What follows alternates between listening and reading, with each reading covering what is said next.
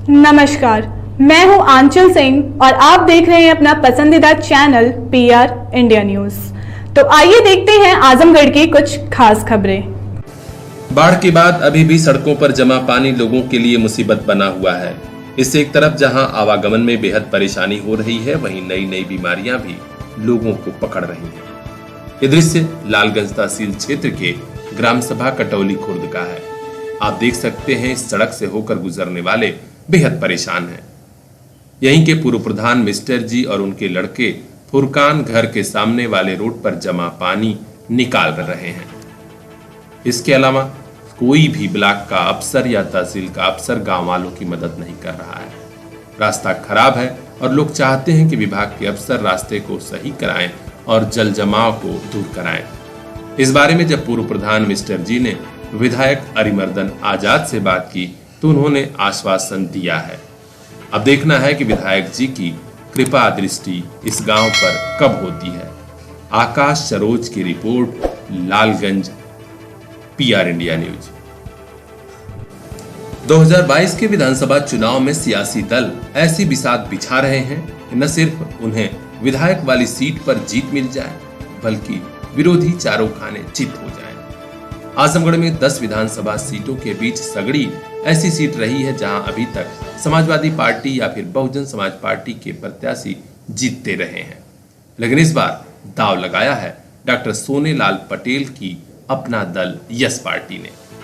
जी हां, यहां पर पार्टी अपने उम्मीदवार खड़े करेगी और उसकी जीत के लिए तमाम कोशिशें शुरू हो गई हैं। आज डॉक्टर सोनेलाल पटेल के परिनिर्वाण दिवस पर सगड़ी के शिवाजी इंटर कॉलेज रोहवार के प्रांगण में एक भव्य कार्यक्रम हुआ। यहां उन्हें भावभीनी श्रद्धांजलि अर्पित कर वर्ष 2022 के विधानसभा चुनाव में जीत हासिल करने का संकल्प लिया गया। इस कार्यक्रम की अध्यक्षता कर रहे श्याम विजय पटेल और संचालन कर रहे जगन्नाथ पटेल ने सबसे पहले मुख्य अतिथि दर्जा प्राप्त राज्य मंत्री राजेंद्र प्रसाद पाल का स्वागत किया। उन्होंने अपने संबोधन में कहा कि वर्ष 2022 के चुनाव में हम मजबूती से लड़ेंगे। राजेंद्र प्रसाद पाल ने कार्यकर्ताओं का उत्साह बढ़ाते हुए कहा कि आजमगढ़ जनपद की एक सीट अपना दल यस के खाते में होगी, लिहाजा आप तैयारी करिए। देखिए, यशाकाई डॉक्टर सोनेलाल पटेल एक कार दुर्घटना में 17 अक्टूबर 2009 को 17 अक्टूबर 2009 को कानपुर कंपनी बाग के पास एक कार दुर्घटना में की मृत्यु हो गई थी। भैरव घाट पर उनकी अंत्येष्टि हुई थी। आज हमारे बीच में नहीं है, लेकिन उनकी विचारधारा हम सारे कार्यकर्ताओं के बीच में जिंदा है। हम उनकी विचारधारा को लेकर के अपने लोगों के बीच में जाकर के उनकी विचारधारा को बताने का काम कर रहे हैं, जिससे डॉक्टर साहब भले ही न हमारे बीच नहीं है, लेकिन उनकी विचारधारा हमारे बीच पूरी तरह से जिंदा रहे। हम उनके बताए हुए रास्ते पर आगे चल करके शासन सत्ता में पहुंचने का। 2022 में आपकी पार्टी कितनी सीटों पर उत्तर प्रदेश चुनाव लड़ रही है? देखिए, ये बड़े नेताओं का काम है। 2022 में निश्चित रूप से हमारी हिस्सेदारी बढ़ेगी। कितनी सीट पे लड़ना है, कहाँ से लड़ना है, हमारे बड़े नेताओं का काम है। वो हमारी राष्ट्रीय नेता आदरणीय प्रिया पटेल तय करेंगे। सगड़ी विधानसभा में पार्टी क्या तस्वीर रहेगी? सगड़ी विधानसभा आपके पास है। यहाँ बीजेपी पिछली बार चुनाव लड़ी थी, जीती नहीं थी। अब प्रयास किया जाएगा कि हमको भी आजमगढ़ में कोई एक सीट मिले, इसके लिए बात होगी। अगर मिल जाएगी सो फार सो गुड, हमारी नेता का मामला है। अगर सीट बढ़ेगी तो कहीं ना कहीं बढ़ेगी ही भाई, जहाँ समझेंगे हम लेंगे। सर, लगातार महंगाई बढ़ती जा रही है, इस पर आपका क्या कहना है? देखिए, महंगाई तो जब से देश आज़ाद हुआ हमको लगता है दिन प्रतिदिन लगातार बढ़ती ही रही। ठीक है, ये एक सतत प्रक्रिया है, महंगाई बढ़ती है, घटती है। इस पर हमें बहुत कुछ नहीं कहना।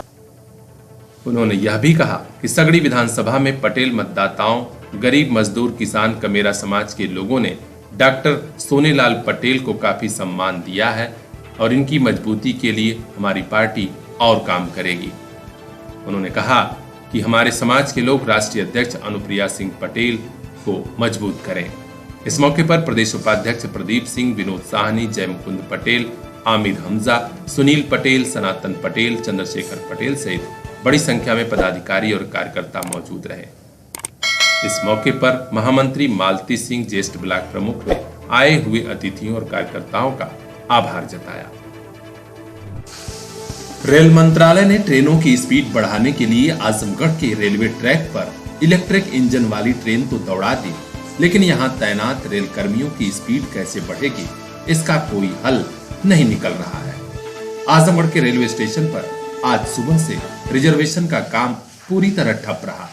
घंटों तक लोग दूर दराज से आए और परेशान रहे, लेकिन टिकट क्लर्क यही कहते रहे कि सर्वर खराब है, सर्वर खराब है। आखिर यह सर्वर क्यों खराब है और आए दिन क्यों खराब रहता है? जब यह जानने के लिए स्टेशन मास्टर डीबी सिंह से बात करने की कोशिश हुई तो पता चला कि वे किसी जरूरी काम से तुरंत कहीं निकल चुकी हैं। यहाँ परेशान लोग रेल प्रशासन और अफसरों को कोसते रहे और योगी मोदी से कार्रवाई की मांग करते रहे। कब से खड़ा आए आप टिकट के लिए? 8 बजे हम लोग खड़े हैं। 8 बजे सब खड़े हम लोग, 8 बजे से मिल लिया टिकट सब पर खाए पी चले आए। इस समय क्या बोल रहे हैं लोग? अभी भी कोई पता ही नहीं चल रहा, सर पे नहीं चल रहा, सर पे नहीं चल रहा। काउंटर पे कोई है कि नहीं है? आ रही है, जा रही है, आ रही है, जा रही है। आ रहे हैं, जा रहे हैं। आपका क्या नाम है? शुभ नाम बताइए। राकेश। कहाँ पे घर कहाँ पे है?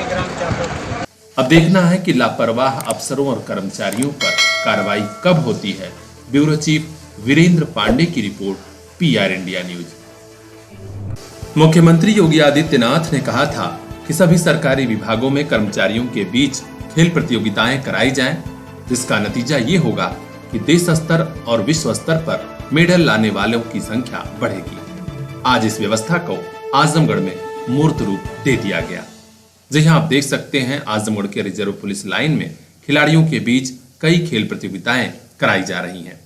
आज जिलाधिकारी राजेश कुमार ने रिजर्व पुलिस लाइन में वाराणसी जोन की 24वीं अंतर जनपदीय जूडो, क्रिस्टल, महिला पुरुष gymnastic, taekwondo, karate, fencing, pencak और सिलाट प्रतियोगिता का बाकायदे शुभारंभ किया। इस दौरान पुलिस कर्मियों और पुलिस विभाग के अफसरों को संबोधित करते हुए जिलाधिकारी राजेश कुमार ने कहा कि आज की प्रतियोगिता आप लोगों के लिए एक अवसर है और अच्छा प्रदर्शन जरूर करिए। जिलाधिकारी ने इस प्रतियोगिता के आयोजन के लिए विभाग के अफसरों को अपनी शुभकामनाएं दी। इस अवसर पर वरिष्ठ पुलिस अधीक्षक सुधीर कुमार सिंह सहित कई विभागीय अफसर मौजूद रहे। जिलाधिकारी ने खिलाड़ियों के बीच पहुंचकर उनका हौसला बढ़ाया और बाद में मेडल को पुरस्कार के रूप में प्रदान भी किया। विक्रांत राव की रिपोर्ट, पीआर इंडिया न्यूज। आज ये वाराणसी जोन की इंटर डिस्ट्रिक्ट प्रतियोगिता शुरू हुई है, जिसमें जूडो है, कराटे है, वुशु है और अन्य गेम्स हैं, जिम्नास्टिक है। और इसका शुभारंभ आज जिलाधिकारी महोदय द्वारा किया गया है और कल इसका समापन होगा। इसमें 8 डिस्ट्रिक्ट्स के 105 खिलाड़ी भाग ले रहे हैं और कल शाम को ये पता चलेगा कौन सा डिस्ट्रिक्ट विनर रहा। सभी प्रतियोगी से अनुरोध किया गया है कि पूर्णतः अनुशासन बनाए रखें और खेल भावना से खेल को खेलें। पुलिस कप्तान अजय साहनी का निर्देश मिलने के बाद जौनपुर पुलिस ने नशे का कारोबार करने वाले अपराधियों के खिलाफ धरपकड़ का खास अभियान चला दिया है और अब इस अभियान में खेतासराय थाने की पुलिस को बड़ी कामयाबी मिली है। एक हिस्ट्री सीटर को गिरफ्तार किया गया जो नशे के कारोबार में लिप्त था। इस बारे में पुलिस द्वारा मिली जानकारी के अनुसार बताया गया कि अल्तमस पुत्र स्वर्गीय मल्लू सरवरपुर का रहने वाला है और खेतासराय थाने का। वो पिछले कई सालों से नशे के कारोबार में लिप्त था और वह बलात्कार के मुकदमे में भी वांछित था। उसके पास से डायज़ापाम के अलावा चाकू भी बरामद हुआ है। इस अपराधी को गिरफ्तार करने वाली टीम में थानाध्यक्ष खेतासराय प्रकाश राय के अलावा एसआई हरिशंकर यादव की टीम शामिल रही है। ब्यूरो चीफ घनश्याम कुमार की रिपोर्ट, पीआर इंडिया न्यूज।